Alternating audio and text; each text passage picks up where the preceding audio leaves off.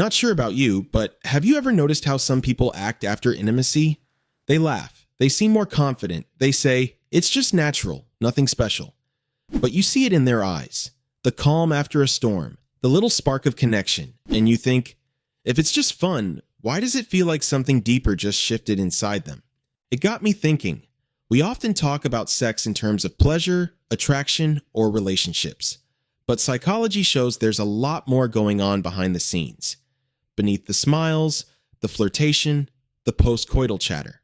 Neuroscientists explain that sex isn't just about hormones. It's about emotional regulation. Endorphins, dopamine, oxytocin. They flood the brain, easing anxiety, stress, and even lingering sadness. In other words, sex isn't always just a physical act. It's often a tool the brain uses to balance itself, to feel safe, desired, connected, alive. And here's where it usually starts. Sometimes it comes from a basic need, relief from internal tension, stress, uncertainty, or emotional loneliness. Sex becomes a quick way to reset the nervous system, temporarily quieting the inner noise. Other times, it's about modeling. We see intimacy in childhood, how love, attention, or validation is expressed, and the brain stores those scripts. The act becomes a learned path toward feeling secure.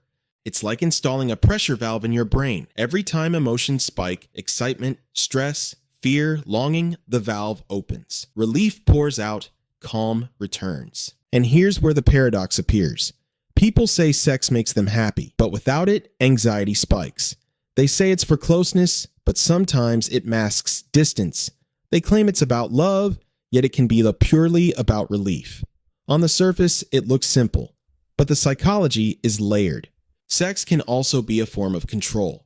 Clinical psychologist Dr. Esther Perel notes, when life feels unpredictable, intimacy can feel like the one lever you can pull to change your internal state. One connection, and fear dulls. One touch, and tension melts. One shared moment, and the world feels softer, smaller, safer.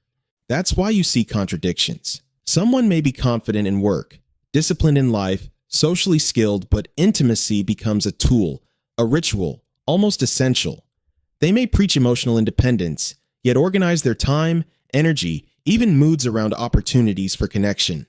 Over time, emotional patterns shift. Dependence on intimacy for relief can quietly shape relationships, expectations, and personal boundaries. Here's the irony. People seek connection to feel calmer, happier, loved.